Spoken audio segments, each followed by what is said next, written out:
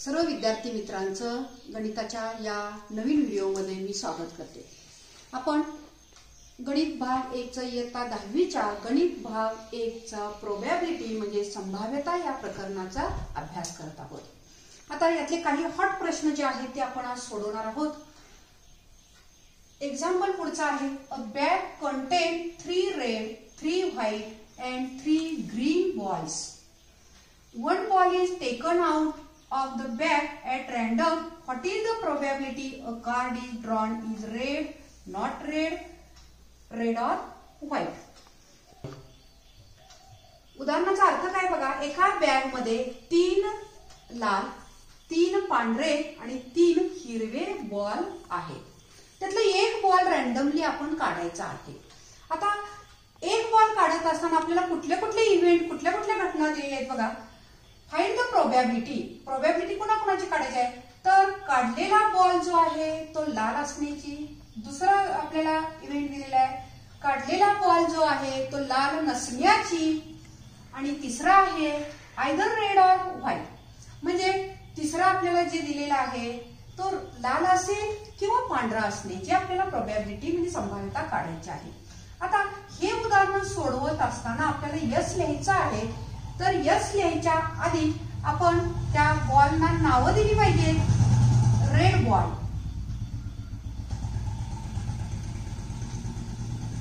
Red बॉलची नावं द्यायची R1 R2 R3। 3 लाल बॉल आहेत त्यांना नावं दिलेली आहेत। पुढं white,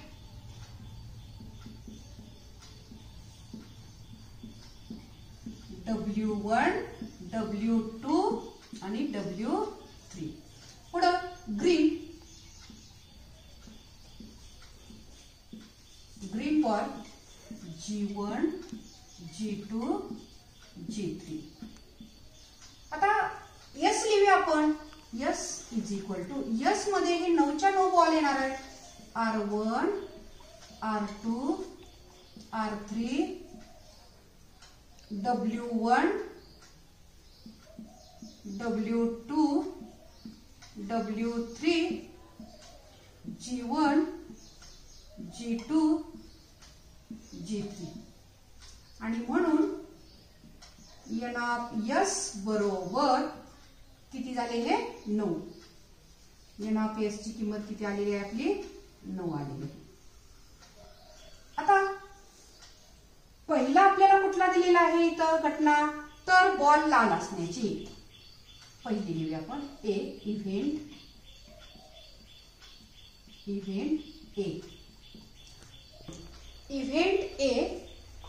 A ball is red, आता म्हणून ए इज इक्वल टू, आता रेड बॉल असण्याची, रेड बॉल म्हणजे 3च येणार आहे, R1 R2 R3, आणि म्हणून एन ऑफ ए बरोबर 3। एन ऑफ ए बरोबर 3, हे एका खाली एक मांडायचं, जागे अभावी मी एका पुढे एक मांडते। आता म्हणून पी ऑफ ए आपण काढूया, पी ऑफ ए बरोबर n of A upon n of S 3/9। भाग तुटत असला तर तोडायचा, 3 एके 3 3 त्रिक 9, आणि म्हणून पी ऑफ ए बरोबर 1/3, पी ऑफ ए बरोबर 1/3। आता दुसरा इव्हेंट आहे इव्हेंट बी। दुसरं काय आहे, नॉट रेड, बॉल लाल नाही,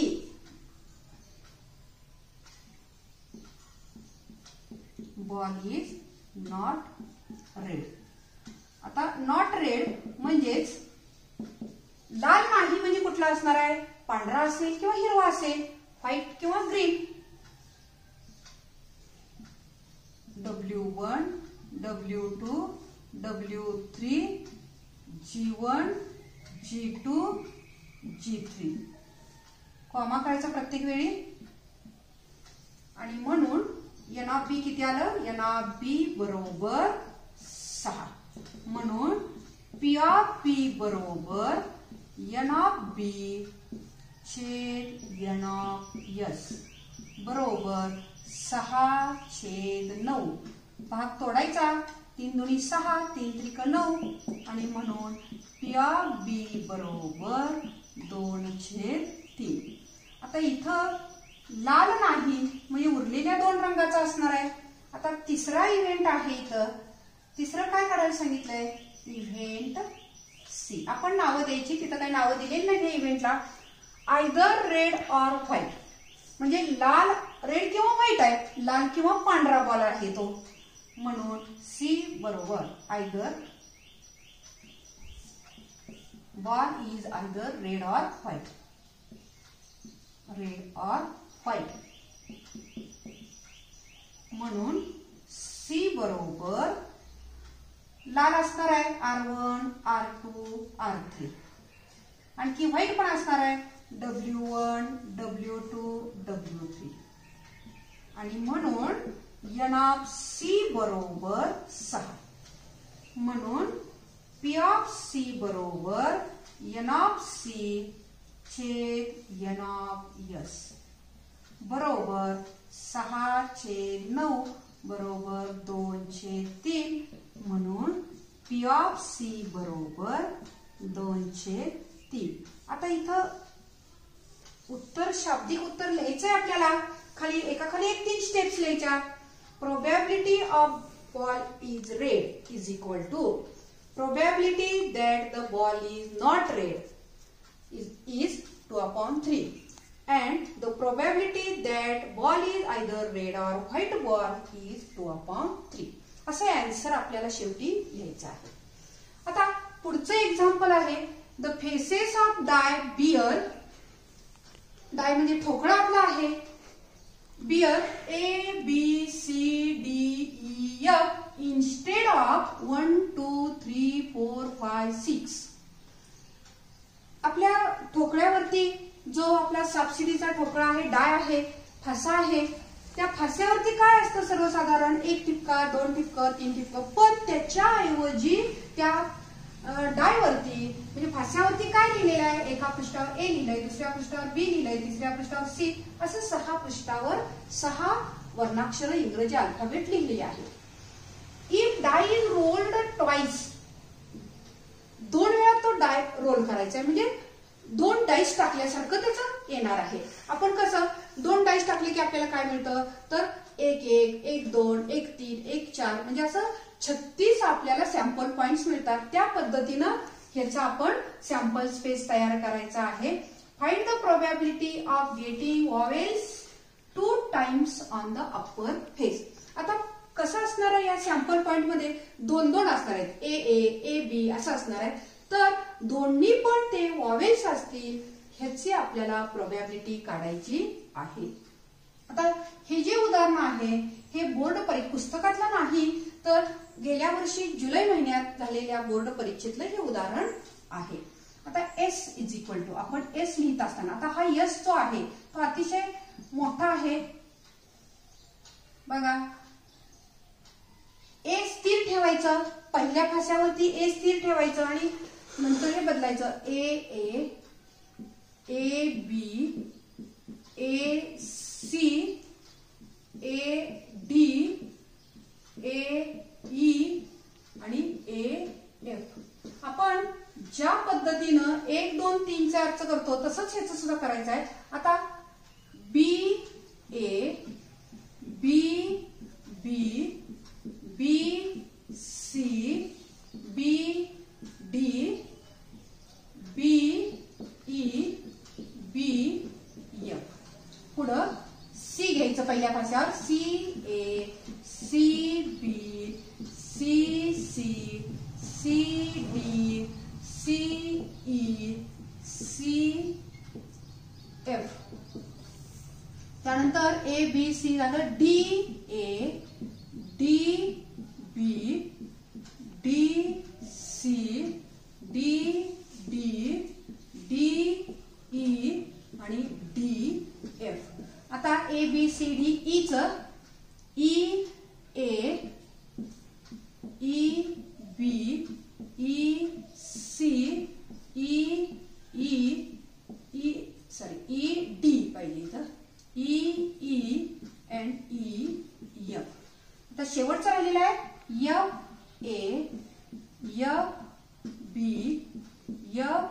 C F D F E F F अशा पद्धतीनं आपल्याला 6च्या 6 ओळी आणि म्हणून एन ऑफ एस बरोबर 36 मिळालेलं आहे.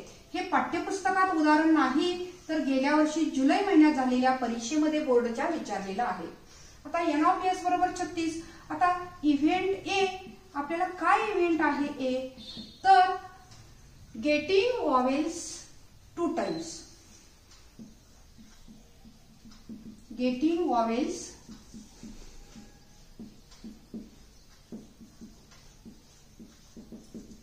टाइम्स ऑन अपर फेस म्हणजे वरच्या पृष्ठभागावर दोन्हीही वॉवेल्स असणार आहे. मग यातले वॉवेल्स कुठले आहेत ए ई आय ओ यू त्यातले ए आणि ई आहेत. म्हणजे बघा ए दोन्हीही 2 वेळा वॉवेल्सच आली पाहिजेत. आता इथं ए ई एक आहे. आता याच्यामध्ये कायच असणार नाहीये याच्यामध्ये पण नाही फक्त इथं असणार आहे. हे पहा 4च असणार आहे. ए बरोबर म्हणजे दोन्ही पण फास्यावरती वरच्या पृष्ठभागावर म्हणजे दोन्ही पण डायच्या वरच्या पृष्ठभागावर आपल्याला वॉवेल्स पाहिजेत. मग इथं हे 4च वेळा आलेले आहेत. ए ए ए ई पुढं ई ए पुढं ई ई म्हणून एन ऑफ ए बरोबर 4. एन ऑफ ए किती आलं 4 म्हणून पी ऑफ ए बरोबर एन ऑफ ए छेद N of S. N of A ची किंमत 4 आलेली आहे. 36 भाग तुटतोय 4 एके 4 4 9 36 म्हणून पी ऑफ ए बरोबर 1/9. पी ऑफ ए ची किंमत किती आली 1/9.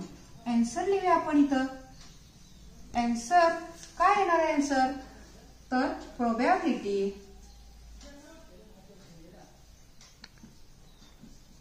ऑफ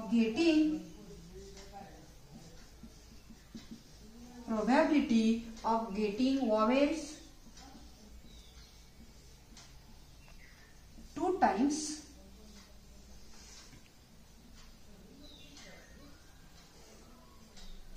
on upper face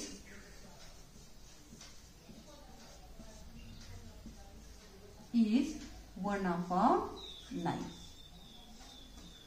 हे मांडता आलं उदाहरणाची आयडिया आली की आपल्याला हे मांडता येत आहे. उदाहरण सोपं आहे. Next example is in the game of chance a spinning arrow in the game of chance संधीचा खेळ म्हटला जातो याला. A spinning arrow comes to rest at one of the numbers 1, 2, 3 up to 8. Find the probability that. इथे event दिलेले आहेत आणि यांची प्रोबॅबिलिटी आपल्याला काढायची आहे.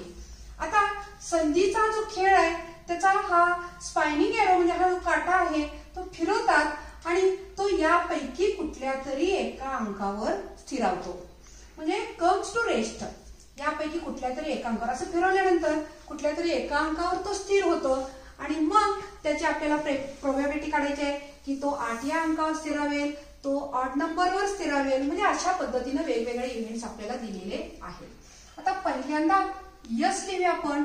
यस काय येणार आहे की यापैकीच 1 ते 8 या अंकापैकीच एका अंकावर तो स्थिर राहणार आहे. म्हणून यस मध्ये 1, 2, 3, 4, 5, 6, 7, 8 म्हणून एन ऑफ एस बरोबर 8. एन ऑफ एस बरोबर काय येणार आहे 8 येणार आहे. आता इव्हेंट ए काय दिलेलं आहे बघा गेटिंग 8 म्हणजे 8 मिळण्याचं. आता 8 याच्यामध्ये 8 किती वेळ आहेत बघा 8 या अंकावर तो एकदा स्थिरावणार आहे असा. म्हणून ए बरोबर 8 म्हणून एन ऑफ ए बरोबर 1 येणार आहे. एन ऑफ ए किती येणार आहे आपलं 1 येणार आहे. म्हणून पी ऑफ ए बरोबर एन ऑफ ए छेद एन ऑफ एस बरोबर 1/8 आणि म्हणून पी ऑफ ए बरोबर 1/8. आता दुसरी घटना दिलेली आहे एन ऑड नंबर म्हणजे विषम संख्या असण्याची. आता बघा यातली विषम संख्या बी बरोबर विषम संख्या आपल्याला ओळखतात 1 3 5 7 संपलेले म्हणून एन ऑफ बी बरोबर 4. एन ऑफ बी आपलं किती आलेलं आहे 4 आलेलं आहे. म्हणून पी ऑफ बी बरोबर त्याची आपण संभाव्यता काढूया प्रोबॅबिलिटी एन ऑफ बी छेद एन ऑफ एस बरोबर 4 छेद एन ऑफ एस किती आहे 8. भाग तुटत असला तर तोडायचा 4 1 4 4 2 8 आणि म्हणून पी ऑफ बी ची किंमत किती आलेली आहे 1/2. आता तिसरा इव्हेंट दिलेला आहे C a number greater than 2 2 पेक्षा मोठे. मग 2 पेक्षा मोठे हे एवढे येणार आहेत 3 पासून पुढचे. सी बरोबर 3 4 5 6 7 आणि 8 पर्यंतच आपले आहेत. म्हणून एन ऑफ सी बरोबर किती आले 6. एन ऑफ सी बरोबर 6 आणि म्हणून पी ऑफ सी बरोबर एन ऑफ सी छेद एन ऑफ एस बरोबर 6/8 बरोबर 2 त्रिक 6 2 चौक 8 म्हणून पी ऑफ सी बरोबर 3/4. पी ऑफ सी बरोबर 3/4. अशा पद्धतीने अतिशय सोपं असं उदाहरण आहे हे. आणखी एक याच्यामध्ये इव्हेंट आहे की event D number greater than 9 sorry number less than 9 म्हटलेलं आहे. आता नंबर लेस दॅन 9 म्हटल्यावर हे सगळेच्या सगळे येणार आहेत 8च्या 8 येणार आहेत आणि मग त्याची प्रोबॅबिलिटी किती येणार 8/8 म्हणजे 1 प्रोबॅबिलिटी येणार आहे. आता याच्यानंतर पुढचं उदाहरण आहे each card bear 1 letter from the word mathematics.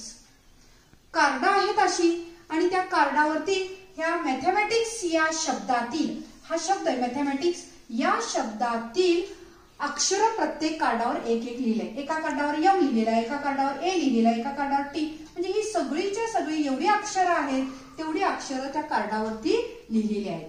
A card is placed on the table upside down म्हणजे कार्ड जर आपण असं उघडलं वरच्या कार्ड पृष्ठावर find the probability that card drawn bears M.